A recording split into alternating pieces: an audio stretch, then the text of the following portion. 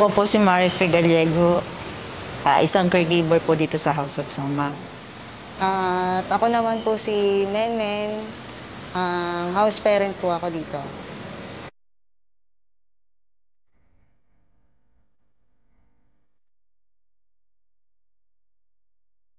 Ibig sabihin po ng Somang is hope, pag-asa.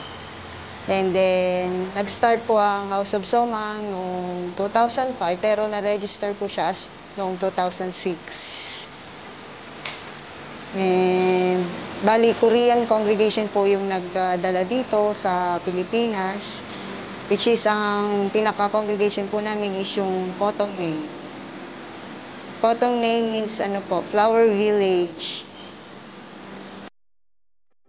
Noong una ko kasing dating dito, talagang totally naiiyak ako kasi bakit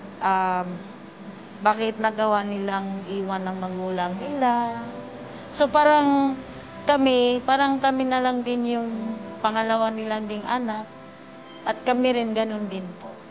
Na siguro yun na lang din po yung may bibigay namin tulong or pagmamahal para sa kanila.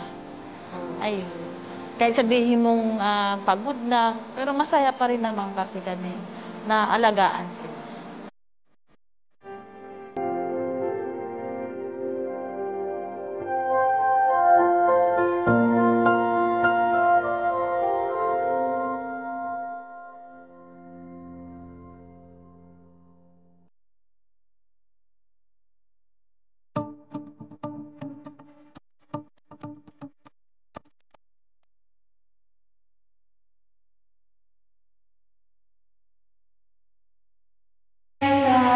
Kahit po kami sa Urong Rizal, nandun po yung next essential.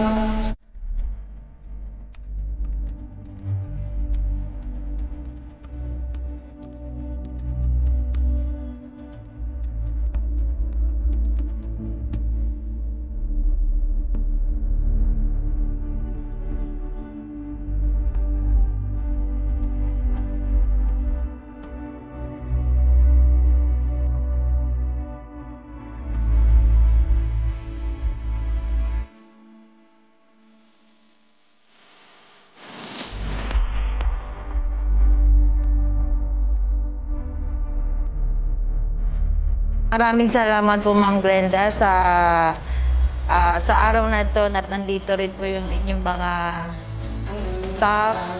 Marami pa po kayo matutulungan na hindi lang din po dito at more on blessing pa rin po sa inyo.